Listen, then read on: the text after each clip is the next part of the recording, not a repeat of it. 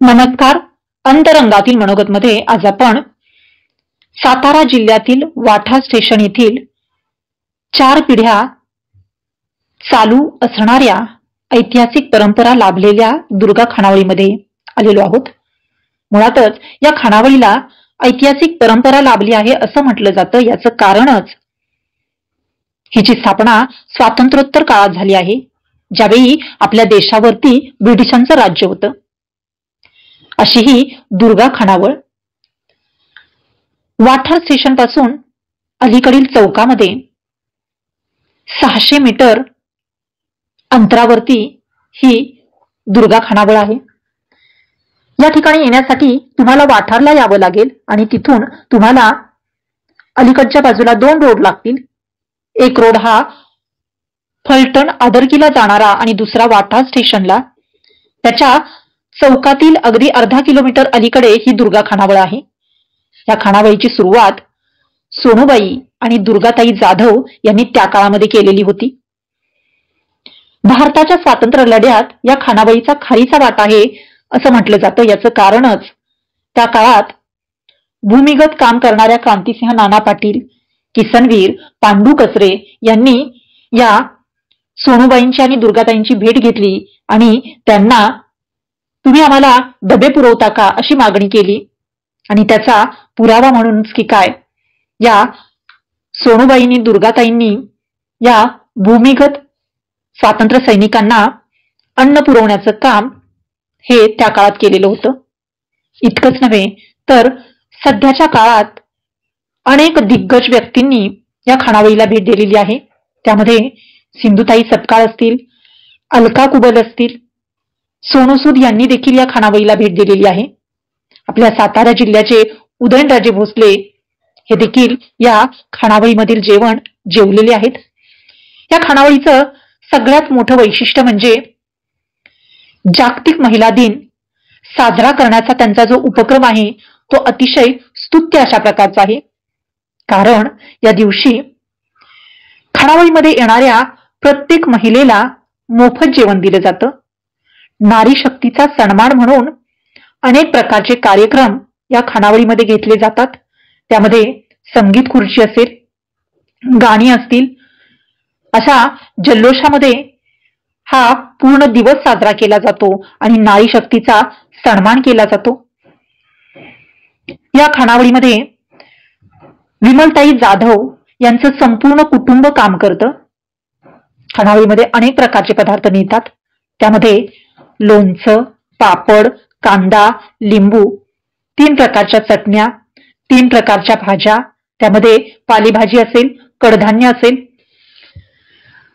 एक प्रकारचं स्वीट असतं आणि वरण भात. त्या वरण भातावरती साजूक तूप. या खानावळीमध्ये अगदी तिची स्थापना झाल्यापासून प्रसिद्ध असणारा पदार्थ तो म्हणजे मिरचीचा ठेचा. हा मिरचीचा ठेचा खाण्यासाठी कितीतरी ग्राहक हे पुन्हा पुन्हा या खानावळीमध्ये जेवण करण्यासाठी येतात.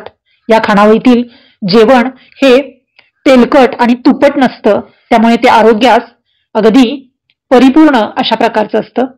त्यामुळे या खानावळीमध्ये तुम्ही आलात तरी इथली जो परिसर आहे तो प्रशस्त अशा प्रकारचा आहे. त्याच्यामुळं तुम्हाला इथं आल्यावरती शांत वाटतं. या खानावळीचा सन्मान म्हणून अनेक प्रकारचे पुरस्कार त्यांना मिळालेले आहेत.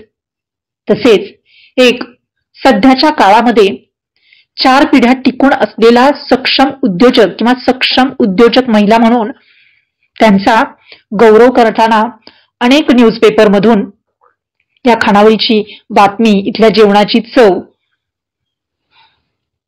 ही पेपरमधून सांगण्यात आलेली आहे किंवा तिची जाहिरात झालेली आपणाला दिसून येते. अगदी टाइम्स ऑफ इंडियाने देखील त्यांच्या या महिला दिनाच्या कार्यक्रमाचा गौरव म्हणून की काय ही बातमी आपल्या पेपरमध्ये छापून आणलेली होती. अशा प्रकारची ही दुर्गा खानावळ. याच दुर्गा खानावळीविषयी सध्याच्या घडीला ही खानावळ चालवत असलेल्या विमलताई जाधव यांच्याशी आपण सहजच गप्पांच्या स्वरूपात बातचीत करणार आहोत. चला तर मग सुरुवात करूया विमलताई जाधव यांच्याबरोबर. नमस्कार. अंतरंगातील मनोगत मध्ये आपण सर्वांचे स्वागत. आज आपण सातारा जिल्ह्यातील ऐतिहासिक परंपरा असलेल्या वाटार स्टेशन इथल्या विमलताईंच्या दुर्गा खणावळीमध्ये आलेलो आहोत. तर या खणावळीला ऐतिहासिक परंपरा आहे असं म्हटलं जातं. तर ती कशा प्रकारे, त्याच्या आधी आपण जाणून घेऊयात विमलताईंची ओळख. नमस्कार विमलताई. नमस्कार. नमस्कार. तर या खानावळीला ऐतिहासिक परंपरा आहे असं म्हटलं जातं. तर ती परंपरा कशी आणि या खानावळीची सुरुवात कधी आणि कशी झाली? 1934 आमची आजी पांडू मास्तर कचरे विषयी त्या काळात आमची सासूबाईला जेवण मागायची. तर त्या टायमाला आमची सासूबाई काय म्हणले, मी तुम्हाला जेवण देईल पण मला काहीतरी पुरावं. त्या काळात आमच्या सासूबाईला लायसन दिलं दुर्गाबाई. दुर्गाबाई आणि सोनूबाई या दोघींनी खानावळ सुरू केली चालू केली. मला वाटतंय 22 मे 1934 ला काहीतरी त्या खानावळीला लायसन पहिल्यांदा मिळालं. पण हे लायसन मिळण्यापूर्वी सुरुवातीला त्या ब्रिटिशांना डबे देण्याचं काम करत आणि मग ब्रिटिशांना डबे देता देता हे काम चालू राहावं म्हणून ब्रिटिश काळात त्यांनी कॅन्टीन चालू केलं. ह्या कॅन्टीन मध्ये डबे देण्याचं काम हे करत होत्या. पण हे डबे देत असताना अचानकच भारताच्या स्वातंत्र्योत्तर काळामध्ये स्वातंत्र्य सैनिक जे भूमिगत होते त्यांना ही बातमी कळली की अरे असे डबे दिले जातात ब्रिटिशांना, तर यांच्याकडून आपल्याला जेवण मिळू शकतं. म्हणून त्यावेळी पांडू कचरे असतील, क्रांतिसिंह नाना पाटील असतील, किसन भाऊ असतील, हे येऊन या दोघींना भेटले आणि त्यांनी विनंती केली की तुम्ही आम्हाला डबे पुरवू शकता का. तर त्यावेळी त्यांनी कशी मदत केली होती?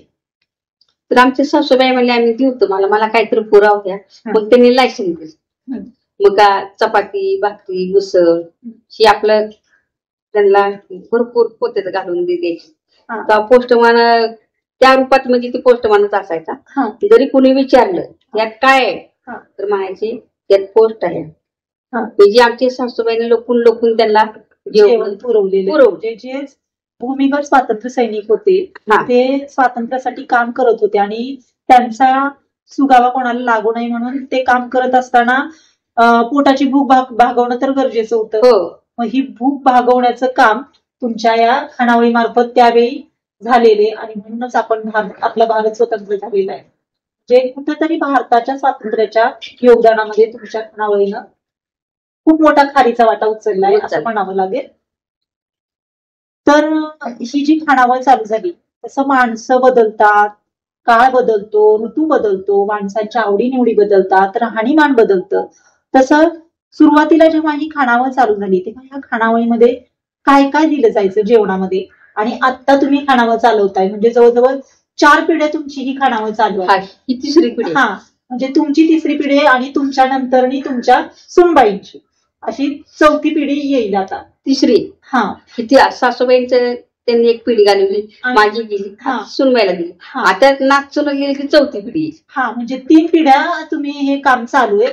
तर या 3 पिढ्या काम चालू असताना तेव्हा जेवणामध्ये दिलेले पदार्थ आणि आता तुम्ही जे देताय ती परंपरागत तसं चालू ठेवलंय का त्याच्यात बदल? नाही, क्वालिटी तीच आहे, फक्त थोडं बदल केले. म्हणजे 2-4 चुक्या भाज्या वाढवल्या, वरण जरा तूप असं म्हणजे थोडं वाढवलेलं ताटात. भाकरी दिली जात होती, भाकरी आता चपाती देतात, भाकरी नाही देत. बरोबर. वरण, सुक्या भाज्या, सगळं चटण्या, अजून पापड, लोणचं, खरडा. सगळ्यात फेमस खरडा नाही. ते म्हणजे पूर्वीपासून जेव्हा तुम्ही चालू केलंय तेव्हापासूनच आहे ना, त्याच्यामुळे आमची सासूबाई सुद्धा खरडा देत. कारळी चटणी, खरडा. शेंगदाण्याची चटणी पण आहे आता सध्याच्या काळी शेंगदाण्याची चटणी आहे, जवसाची चटणी आहे, खरडा आहे, लिंबू कांदा, सगळं काकडे वगैरे, पापड बिपड सगळं ताट भरून असं ठेवलं ना की लोकांना वाटतं कितीतरी आनंद वाटतो.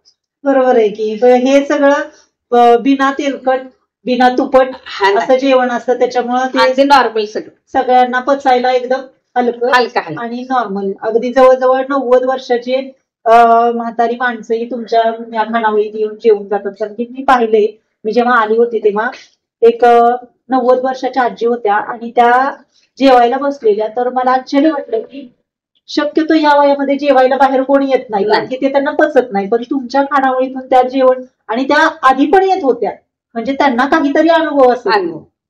तसं तुमचं जेवण पण खूप चांगले, मी पाहिले ते. तुमच्या या खानावळीमध्ये तुम्ही मॅनेज कसं करता, म्हणजे कधी सुट्टी घेता काय, एवढा सगळं इतक्या जणांचं स्वयंपाक करणं, मग ते कसं काय मॅनेज करता तुम्ही? सुट्टी बिट्टी आम्ही कधी घेतली. समजा आता बायकांनी सुट्ट्या घेतल्या, 1-2 बायका नाही आली तर बंद करत आम्ही सासू असो ना, मुलगा नातू आम्ही चालू ठेवतो ते. हा प्रकार तुमच्या घरातले सगळे सगळे सगळे आम्ही 4-5 घरातलीच असतो. बरं. या जेवणामध्ये देत असताना काय होतं की बऱ्याच जणांना कधी कधी वेगळं असं काही हवं असतं, तर ते कधी कुणी मागणी केली तर तुम्ही ते बनवून देता का? असं कारण की आजारी हे असतात, पेशंट असतात, वरण असतं, भात असतं, जरा तूप असतं. समजा एखादं कोण आलं म्हणते बाबा आम्हाला काय खावायचं, माझं पोट बिघडले, मला काय तर हलकं द्या, मग त्यांना मी वरण भात तूप हलकं काय असतं. आणि प्रत्येक काय काय लोक आवडीनं खायला खिचडी येत, शाबुदाण्याची खिचडी. होय, ती पण तुमच्याकडे दिली जाते. खिचडी पण दिली जाते. आणि काय काय लोक म्हणतात आमच्या घरी अशी खिचडी होत नाही, पण मावशी तुमची खिचडी लय भारी असते. असा कुठला पदार्थ आहे का जेवणातला की जो फेमस आहे, ते खाण्यासाठी माणसं येतात? खरडा. म्हणजे तो परंपरागत तुम्ही पहिल्यांदा चालू केलाय, तो अजून पण तुम्ही तसंच. आणि खरडा आम्ही काय लय वापरत नाही, लसूण मीठ आणि मिरची, त्यात खोबरं टाक कोथिंबीर असं काय मी टाकत नाही, फक्त मीठ आणि मिरची. त्याची एक चव असते ना, ग्रामीण चव जी आत्ताच्या बायकांना ती जमत नाही, जी तुमच्या खरड्यामध्ये आहे, त्याच्यामुळे माणसं ती पुन्हा पुन्हा. किती तर लोक बायका मला फोन करतात, मावशी खरडा कशी. अहो त्यात काय अवघड आहे, भेंडी चिरले की बारीक बारीक चिरायचं, भाजायचं, तर मीठ टाकायचं. तसं नाही, पण प्रत्येकाच्या हाताला एक विशिष्ट प्रकारची चव असते ना, तसं ते करून करून तुम्ही त्याच्यात पूर्णच मळ म्हणताय म्हटल्यानंतर ते व्यवस्थितच होणार. हे सगळं चालू आहे. चालू असताना पण असं होतं की कधी कधी तुमचेही पूर्ण उद्योग ह्या सगळ्या महिला बघतात. महिला बघत असताना असं कधी होतं का की एखादे त्रास होतोय, पिलेल्या माणसाचा त्रास होतोय, किंवा समाजातील बरीच माणसं येतात अशी, मग ते कसं तुम्ही मॅनेज करता? पेलेला माणूस डुलत आला तर त्याला गुढीने सांगायचं, आणि इतकं गुढीने सांगायचं की रडून कधी सांगायचं, तुला जेवण आहेस, आमचं खाणं चालू आहे, जेवणच चालू आहे, पण तुला बाबा देता येईल. बरोबर. का देता येत नाही की तू ओळी. मग ते शेवटी काय करतो, ते बी नमस्कार करतो, मावशी मी आता जेवण हाय आपल्या गाडीतून जाऊन बसतो. म्हणजे तुमच्या खानावळीचा नियमच आहे की व्यसनी लोकांना तुम्ही नाही देतच. काय होतं माहितीये का, एका ताटामुळे काही त्रास होत नाही, पण ते माणूस सरळ जेवत, दुसऱ्या माणसाला त्रास होतो, कसं बी खाली टाकायचं, काय करायचं. आणि विशेष म्हणजे जेवताना मोबाईल बंद असतो. म्हणजे हा पण तुम्ही नेम ठेवलाय, मी तिथं हेच करून ठेवलंय, ताट दिले की मोबाईल बंदच पाहिजे. म्हणजे अगदी त्या अन्नाला तुम्ही ब्रह्माचं तुम्ही पोट भरून जेवा, देऊनच तुम्ही ते जेवण केलं पाहिजे. तुम्हाला पोट भरून जेवलं तुम्ही बाहेर बसा, तुम्हाला मोबाईलवर काय बोलायचं ती बोला, पण ताटावर बसले की मोबाईल बंद. ही आठ लय मोठे माझी. होय ना. आणि तशी लोक ऐकतात बरं. नाही खूप चांगलं आहे, त्याच्यामुळेच कदाचित तुमचं हे नियम हे सगळं एवढे आपण कडे का म्हणून टिकून राहायचं. लक्षात ठेव, काही गोष्टीला कडकपणा बी करायला, पण काही गोष्टीला नरमपणा बी. बरं, हे सगळे महिला उद्योग चालवत असताना तुम्ही 8 मार्च म्हणून एक दिवस साजरा करता, की तो दिवस वेगळ्या पद्धतीने वेगवेगळे कार्यक्रम घेऊन करतात, तर ते तुम्ही कसं साजरा करता, काय त्याचं वेगळं काय? ही मागच्या बघा 15-16 वर्षात आमच्या मुलांनी पेपर वाचला. तो मुलगा काय म्हणला, आई असं असं आपण म्हणलं करू, ठीक आहे.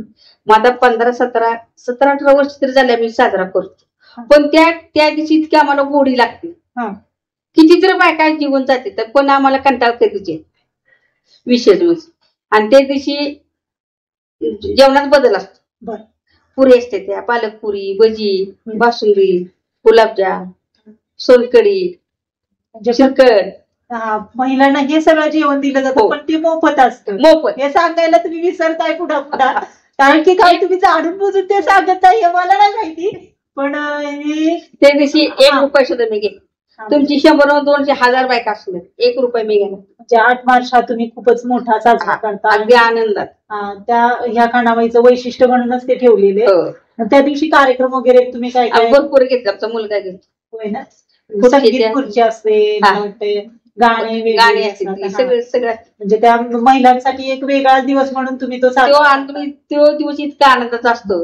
आम्ही जरी बायका आमच्या मनात सासू असून आम्हाला कंटाळा कधीच येत, म्हणजे मनाला एवढं उल्हास येतो की बाबा हे 2 गाड्या अजून 4 गाड्या घेऊन बायका गेल्या तर बरोबर, म्हणजे असं मनाला समाधान वाटत.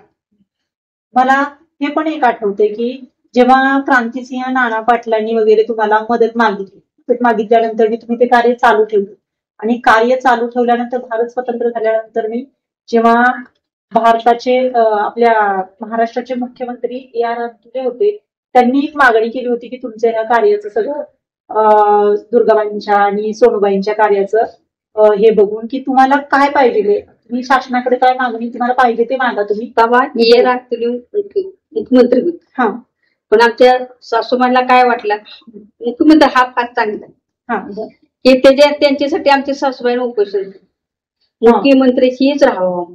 होय का? बरं.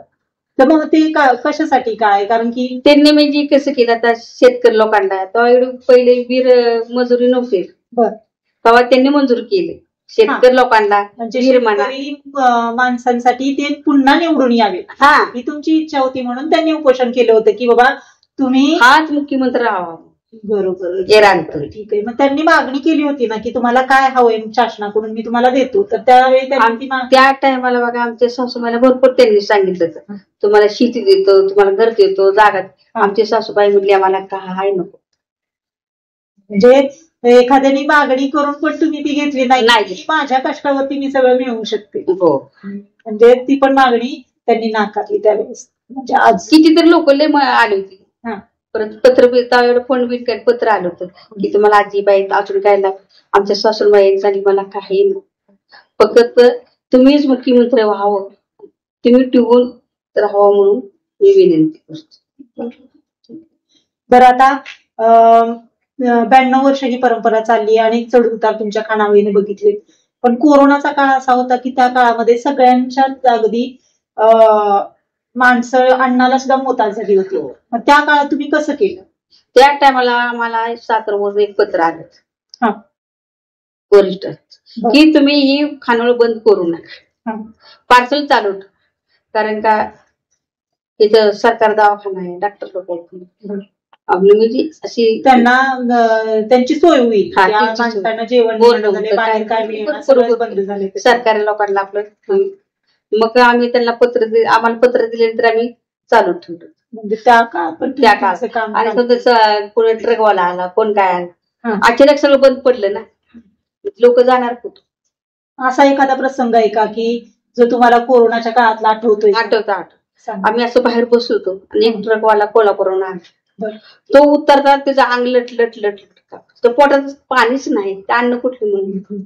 मग कस तरी आमचं ती वॉचमन आहे ना, मग ते गेले कुठे कुठे का बोलले काय नाही, मला काहीतरी जरा पोटाला द्या आणि पाणी जरा महत्वाचं, मला पाणी द्या. मग नानाला मी आवाज टाकले, म्हणलं नाना त्यांना कॅन भरून द्या, त्यांना बोलवायला. मग ते आले, मग त्यांना आमच्या सुनबाईंना सांगितलं की एक 5-6 चपाती भाजी बांधून दे, जरा खरडा दे, लोणचं दे. तो अक्षरी म्हणून इतकं पाय धरून रडला, तो वाईट वाटलं ना लोकांना. नाही माणसांना मिळतच नव्हतं ना, बाहेर पण काय मिळत नव्हतं, माणसांनी दिवस आठवण आली ना. पैसे माणसांचं ठीक होतं, पण गरिबांचं खूप अवघड होतं, कारण की त्यावेळी गरिबांच्याकडे आधीच उद्याचं भ्रांत असते, आणि 4-4 महिने जर लॉकडाऊन लागलं तर त्यांनी आणायचं जगायचं कसं. त्या काळात पण तुम्ही लय फार वाईट होत ते दिवस, म्हणजे समाजाचं भान ठेवून. पण एवढी खात्री होती ही घडी मोडलेली परत घडी बसणार. हो, पण ते माणसं जगली तर ना, त्याच्यात किती माणसं गेली मला माहितीये. आपण ते पण काम केले म्हणून आपण कुठेतरी आहोत, कारण की मी म्हणणारी पण माणसं गेली, त्यांच्याकडे पैसा आहे ती पण काय माहितीये का तुम्हाला सांगू का थोडक्यात, कोरोना ही फार गोष्ट नाही, बरोबर की किरकोळ आहे. किरकोळ. थंडीच्या महिन्यात माणसाला थंडी वाजती, सर्दी येते, खोकला येतो. उन्हाळ्यात उन्हाळी लागली की सर्दी येते, खोकला येतो, ताप येतो. पण हाही आव झाला. ओके, पण त्या सगळ्यांनीच भीती घेतलेली ना. भीती पोटी माणसं लई. भीतीनेच माणसे बरीचशी. हा आजार मोठा नाही, पण भीतीमुळेच माणसं लई. आता आम्ही परसाव देतो, आम्हाला काय नाही झालं. अहो पेचच नाही ना. कुठलीही गोष्ट करताना तुमची नीतिमत्ता चांगली असेल ना. आमच्या मुलाला माहितीये का, गावात गेला ट्युशनला गेला की भाऊ ती बंद कर पार्सल बंद कर. आईचं वय झाले, वडिलांचं मुलगा आला काय बंद कर. ठीक आहे ना. एकदा दोनदा झालं म्हणलं बाबा तू असं मला करू, मग आम्हाला काय होणारच नाही.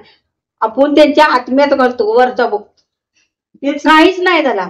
बरोबर आहे की. तेच मी म्हटलं की तुम्ही चांगल्या नीतिमत्तेने एखादी गोष्ट केली तर ते तुम्हाला यशस्वी करणारच. तुम्हाला सुटलाच अडथळा येणार हे तुम्ही पहिले वरचं बघतोच ना. त्याची आत्म्यात आपण विचार कसं घालतो ते तो आपल्याला का दुःख देईल. एक आत्ताच्या परिस्थितीला एक उद्योजक म्हणून, कुशल उद्योजक म्हणून तुम्ही इतर स्त्रियांना काय सांगू शकाल? हो, त्यांना मी सांगते की तुम्ही नुसतीच्या मालकांच्या जीवावर उभा राहू नका. 2 पोरं बाळाची परपंच असतो, तुम्ही ते बिचाराला हातभार लावा. म्हणजे प्रत्येक स्त्रीने काहीतरी कार्य करणं गरजेचं. आता भरपूर उद्योग निघाले. पहिल्यासारखं नाही. पहिल्यासारखं नाही. आता पहिली कोण पापडाच करतं, कोण सांडगाच करतं, कोणाच काय करतं. भरपूर ज्याला करायचंय ते करत, ज्याला करायचंच नाही त्याला काय सांगायचं. पण ते चुकीचं आहे. आपल्या नवऱ्याला, आपल्या पोरावाला, परपंचाला आपला हात लावून गरजेचं. दुसऱ्याला हात पसरत तुम्ही 2 जण करा ना. सतत काम करत राहिला तर तुम्ही यशस्वी व्हाल आयुष्यात. आणि दुसरी गोष्ट, धंदा टाकायला सोपं आहे, पण टिकवायला फार कठीण आहे. खूप लक्षात ठेवा. जे दुसऱ्यावर विसरून राहतो त्याचं कार्य कधीच पार पडत. मग आता आजकाल कसं आहे, मी पैसे दिले की तुम्ही आमची टिकव, अरे तसं नाही. पैशाची गोष्टी होत नाही. ती तुम्ही स्वतः लक्ष घाला, ती कार्य पार. आणि दुसऱ्यावर विसरून राहतो त्याचं कार्य पार कधीच पडत नाही. हे आमच्या सासूबाई मला उदाहरण द्यायचं. म्हणजे ते तुम्ही लक्षात ठेवलेलं आहे. तुम्ही तोच वारसा तुमच्या सुनबाईला सांगितला आणि तीच इथून पुढे तीच राहणार आमच्यात. किती तर आपण मोठं झालो, श्रीमंत झालो, वंशी झालं, पण ते आमच्यात बुद्धीत कधीच फरक पडणार. हा याची लेवल आहे. सुनबाई मी तसे येते आमची महिला, पण आम्ही सगळं महिला चालू. मुलगा पण असतो, नाचतो असतो. जरा समजा बायकांना कटाळा आला तर बाबा काल लोड झाला, मी येणार, ठीक आहे. मग आम्ही बंद नाही ठेवत, आम्ही चालूच ठेवतो. बंद हा प्रकार कधीच नाही. मग किती ते किती वेळ चालू असते? म्हणजे तुमची खानावळ कधी सुरू होती? सकाळी 10ला 9:30ला बायका येते. मग कोण डाळ लावते, कोण कांदा लिंबू चिरते, कोण भाज्या चिरते, कोण उसळ लावते, कोण मसाला करते. बराबर 11 वाजले फोडण्या मारायला घ्यायचं. 11 वाजले फोडण्या मारले की 11:30ला तयार. होय, तो लोक येतील 11 ते कितीपर्यंत? 11 ते 4:30 पर्यंत. आणि मग तिथून नंतर संध्याकाळी मग 4:30 वाजले की जाटलोट असती, भांडीवाली ती भाज्या बिज्या बदलायला लागते, त्या भाजी चिरायचं. संध्याकाळी 7:30ला चालू फोडण्या मारायला घेतले की 7:30ला फोडण्या ओके सगळं तयार होतं. संध्याकाळी कितीपर्यंत असतं? 11:30 11:30 असते. पण मग दिवसभर तुम्ही एक पण सुट्टी घेत नाही? नाही, सतत ते काम चालू. ते आता सवय लागली आपल्याला. म्हणजे ते एखादं काम आपलं रोजचं, एखाद्याला अंगाला कसं वळण लागतं कामाशिवर. आणि त्याचं कसं आहे, हातात काम आणि तोंडात राम असतो, कंटाळा येतच नाही. बरोबर आहे. तुम्ही म्हणताय ते बरोबरच आहे. अशा प्रकारे अन्न हे पूर्ण ब्रह्म आहे असं म्हटलं जातं, आणि हे समजूनच त्यांचं हे कार्य चालू आहे. बऱ्याचदा असं म्हटलं जातं की एखाद्याच्या आनंदाचा मार्ग हा पोटातून जातो, आणि तोच मार्ग या विमलताईने निवडलेला आहे. त्याच्यामुळे त्यांच्या या खानावळीला इथून पुढं अशीच भरभराट हो, ती अशीच उत्क्रांती होत राहो, हीच ईश्वरचरणी प्रार्थना करते. तुम्ही इथं आलात त्याच्याबद्दल तुमचा आभार, धन्यवाद. चला तर मग भेटूया पुन्हा एकदा नवीन अंतरंगासोबत. तोपर्यंत धन्यवाद. आता इथून पुढे आपण विमलताई यांचे पती, जे ज्येष्ठ पत्रकार होते, वसंतराव जाधव, हे सध्या 90 वर्षाचे आहेत, यांच्याकडून आपण या खानावळीची सविस्तर पार्श्वभूमी ऐकूयात. या खानावळीची स्थापना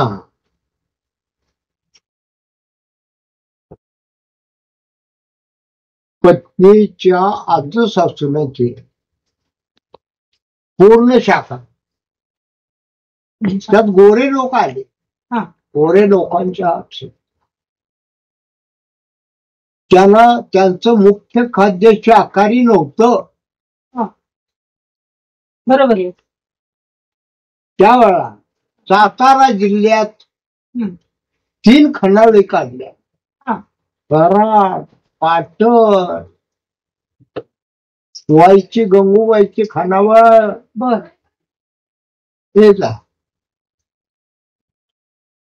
तर ते इंग्रज लोक काय म्हणले, रेल्वेच्या पुढच्या बाजूला खानावळ होती. ते म्हणले, मावशी आम्ही सगळीकडे शाखा मांसाहारी देऊ, आमच्या आवडीचं खात. बर.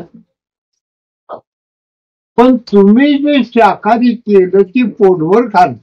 म्हणजे त्यांना ते आवडलं. आवडलं.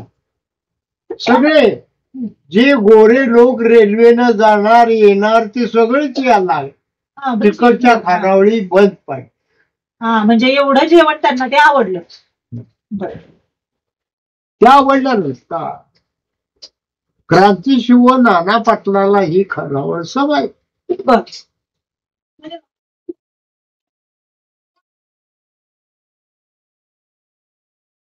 या देशात गोरे लोक नको. स्वातंत्र्य मिळालं पण तंत्र कुठं मिळालंय. त्याचं ती तंत्र ते कुठं मिळालंय. नाना पाटलाच्या ऐवजी गोऱ्या साहेबाला विचार, आमच्या लोकांना तुम्ही काय शाखा. आपण मला लायसन दिल्याशिवाय मी खाणार चालू कशी. आद्य सासूचं उदाहरण ते झाल्यानंतर स्वातंत्र्याचं तंत्र बरोबर आजच्या सासूनं गाठी. आता नाना पाटलाची गाठ घेतली की नाना पाटील आले जुन्या घरी. बर. आजी आपल्याकडे राहतोय, आपण शाकाहारी जेवण देतो ही गोष्ट खरी. पण या भागात घुमायची दरी, महादेवाचा डोंगर थोड्या थोड्या अंतरावर, तिथं 10 लोकांना जेवण द्याल का हो. म्हणजे नाना पाटलांनी त्यावेळी मागणी केली ताईंच्याकडे. नाना पाटलांनी मागणी केली, तुम्हाला पैसे किती देऊ. मुळीच तर नाही म्हणले मी पैसे घेणार, मला पैसे देणार असला तर मी जेवण देणार. वर राहू दे म्हणले, मला धान्य पुरी दे, मी कष्ट जे करते गरिबी त्याच शिल्लक राहिल्यानंतर त्याच्यावर नाही करणार. आता म्हणले एक विचारा, महादेवाच्या डोंगराकडे गेला, इंग्रज लोक घोड्यावर नाही,